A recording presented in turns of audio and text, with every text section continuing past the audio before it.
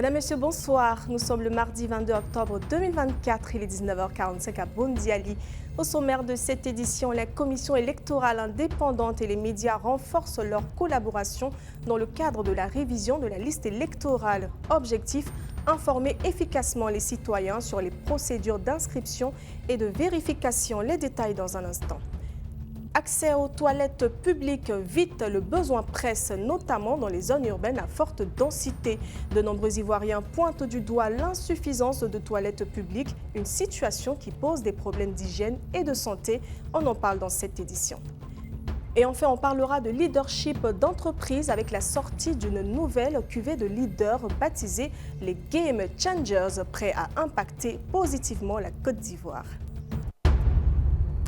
Les médias sont essentiels pour assurer un processus inclusif, transparent et bien compris des électeurs. C'est dans ce contexte que l'Union nationale des journalistes de Côte d'Ivoire, UNJCI, a organisé ce mardi un press club avec pour invité Ibrahim Koulibaly Quibert, président de la commission électorale indépendante. L'objectif étant d'impliquer les acteurs de la presse à la réussite de l'opération de révision de la liste électorale qui a commencé le 19 octobre dernier pour s'achever le 10 novembre prochain. Andrea Semia, Mohamed Sen et Spencer Ilanga.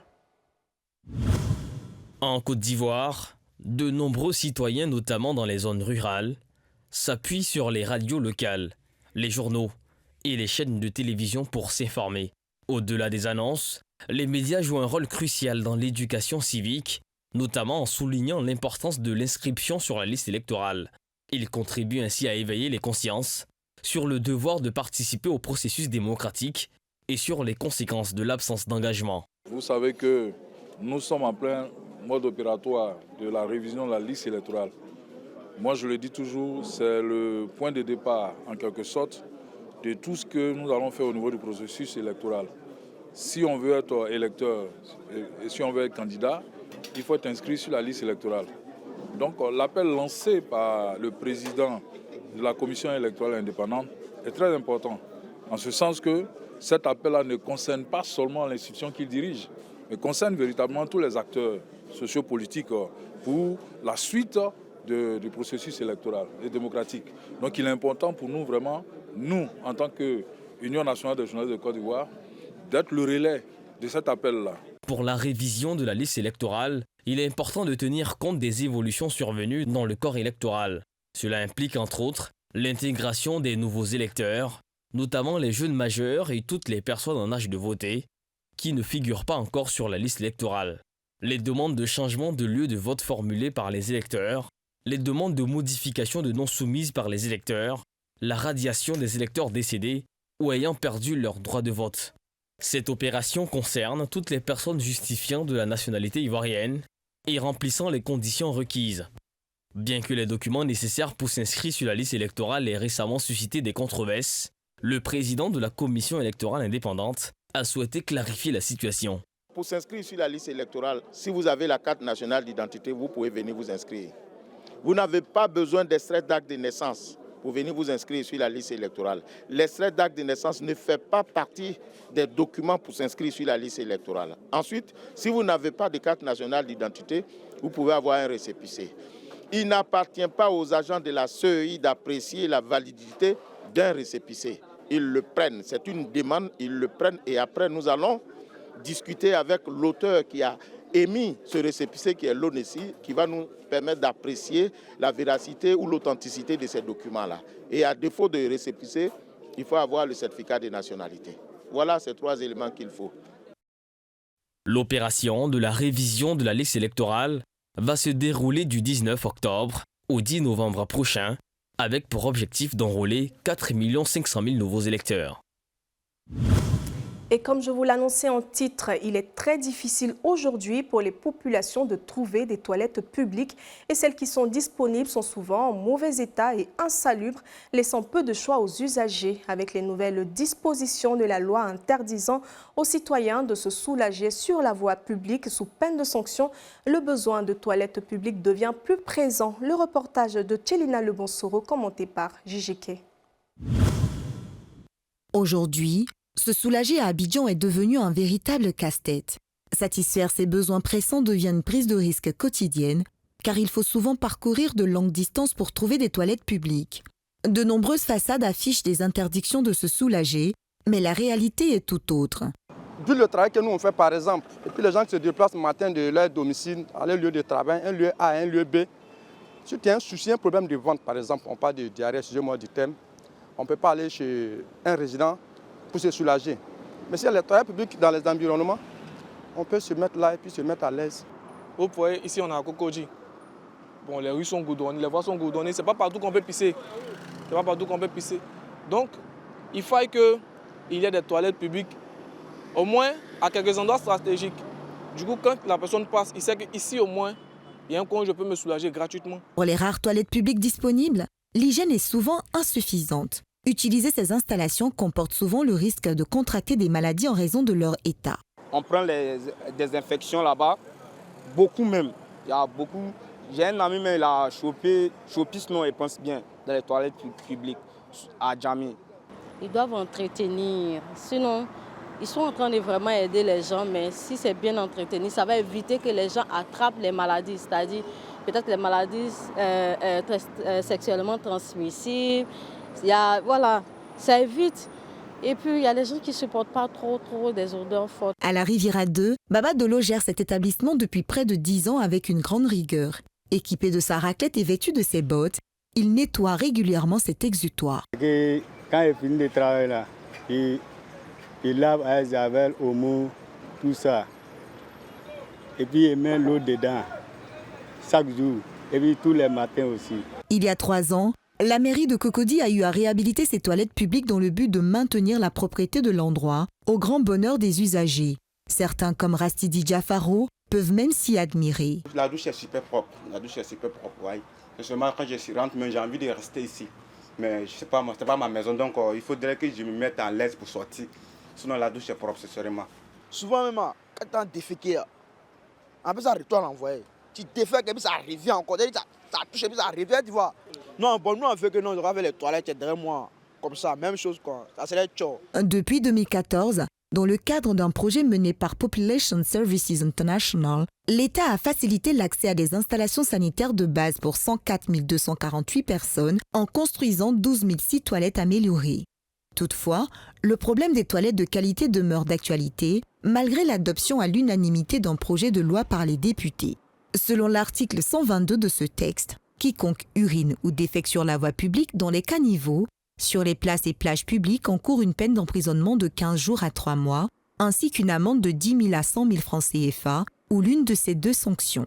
Le besoin en toilettes publiques est pressant à Abidjan et il est essentiel d'améliorer leur accessibilité et leur propreté pour répondre aux attentes des populations.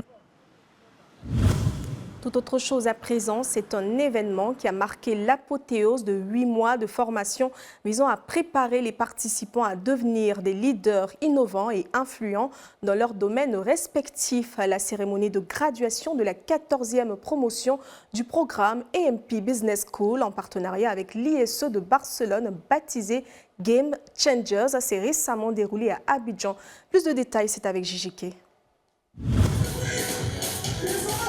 Sous les applaudissements, les 32 récipiendaires, composés de chefs et de dirigeants d'entreprises, ont fait leur entrée dans la mythique salle du Palais des Congrès. Ils ont bénéficié d'une formation intensive qui leur a permis de renforcer leurs capacités et d'améliorer leurs conditions au développement de leur entreprise et partant à celui de la Côte d'Ivoire.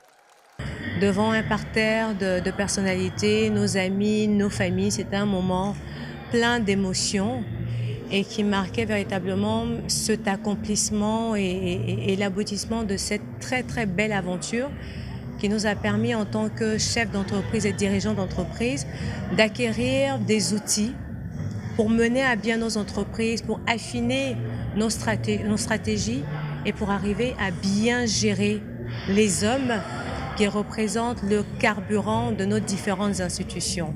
Au nom de ses camarades, Jeanne Sissoko Zézé, présidente de la promotion, a exprimé sa fierté envers cette équipe de leaders et de penseurs visionnaires. Elle a souligné que chaque Game Changer représente un leader prêt à avoir un impact significatif sur son entreprise et sa communauté. Les Game Changers, ce sont des disrupteurs, c'est des personnes qui font les choses différemment, c'est des personnes qui mettent à contribution leur expérience pour permettre de bâtir des entreprises qui soient solides et qui contribuent à l'éclosion d'une Côte d'Ivoire prospère et d'un continent prospère. Le ministre de la Communication, Amadou Coulibaly, présent pour encourager les diplômés, a salué cette initiative qui permet aux chefs d'entreprise d'élargir leur vision et d'améliorer leurs performances, contribuant ainsi au développement du pays. Moi, j'ai confiance donc à notre tissu de PME ivoirien. Et quand on ajoute à cela que nous avons des responsables de ces entreprises qui ne finissent pas d'apprendre, donc on note la volonté de vouloir donc, je dirais, faire évoluer leurs entreprises et cela est à saluer. On ne peut que leur souhaiter plein succès. Les invités ont partagé des moments de fraternité avec les diplômés, agrémentés de prestations artistiques. La soirée s'est terminée par une vente aux enchères d'un tableau, dont les bénéfices ont été reversés à une association luttant contre le cancer du sein, témoignant ainsi d'un acte de solidarité. Cette célébration a été un véritable hommage à l'excellence et à l'engagement des leaders de demain. Place à l'actualité internationale. Ce soir, on fait le point sur la tragédie au Mali. Une frappe de drone attribuée à l'armée malienne a fait 5 morts, dont 4 enfants, dans le village d'Inachatafan, provoquant l'indignation de la communauté locale et des ONG. En parallèle, le Gabon dévoile sa nouvelle constitution qui renforce les mandats présidentiels, tandis qu'en Somalie, les forces armées intensifient leur lutte contre Al-Shabaab avec 95 terroristes neutralisés. Enfin, Israël s'engage à évacuer 1000 patients palestiniens vers des hôpitaux en Europe alors que la situation humanitaire à Gaza demeure alarmante. Spencer Ilanga développe tous ces titres. Au Mali, une frappe de drone attribuée à l'armée a entraîné la mort de 5 civils, dont 4 enfants, dans le village d'Inadjataféné, situé dans la région de Tombouctou. Des images poignantes montraient les habitants tentant de porter secours aux blessés, parmi lesquels se trouve un nourrisson. Bien qu'aucune réponse officielle n'ait été fournie par l'armée malienne, des organisations locales comme Kalalkal confirment que les victimes étaient des civils. Cet incident tragique qui est survenu hier, lundi 21 octobre, s'inscrit dans une série d'événements similaires survenus dans le nord du pays, où les civils sont de plus en plus pris au piège des violences. Le bilan pourrait encore s'aggraver, avec des blessés dans un état critique. Au Gabon, le gouvernement a présenté sa version définitive de sa nouvelle constitution. Ce texte, qui comprend 176 articles, introduit plusieurs réformes significatives, notamment la limitation des mandats présidentiels à 2 mandats consécutifs de 7 ans. Les critères d'éligibilité ont également été assouplis, permettant aux candidats ayant au moins un parent gabonais de se porter candidat à la présidence. Ce projet sera soumis à un référendum le 16 novembre. De plus, une nouvelle fête nationale, la fête de la Libération, est prévue pour le 30 août, symbolisant la fin de l'ère Bongo. En Somalie, les forces de sécurité intensifient leur opération contre le groupe terroriste Al-Shabaab. Selon le ministère de la Défense, 95 membres de l'organisation ont été neutralisés dans plusieurs régions et 7 villages ont été libérés. Cette offensive s'inscrit dans une campagne plus large qui a déjà permis d'éliminer plus de 250 combattants ce mois-ci. Les autorités somaliennes réaffirment leur détermination à poursuivre ces actions jusqu'à l'éradication de cette menace active depuis 2004. Enfin, à Gaza, Israël a annoncé son engagement à évacuer 1000 patients, principalement des femmes et des enfants, vers des hôpitaux en Europe. Cette initiative est coordonnée par l'OMS, alors que la région fait face à une crise humanitaire aiguë en raison des bombardements et du blocus. Les hôpitaux sont débordés et manquent de carburant ainsi que des médicaments essentiels. L'ONU appelle à un accès humanitaire d'urgence pour secourir les civils piégés dans cette zone de conflit. C'est ici que s'achève cette édition d'information réalisée par l'ensemble de la rédaction. Merci de votre fidélité. Ne manquez pas le 12h45 de demain. Quant à moi, je vous retrouve à 19h45. Passez une excellente soirée en compagnie de l'équipe du Talk. Bonsoir.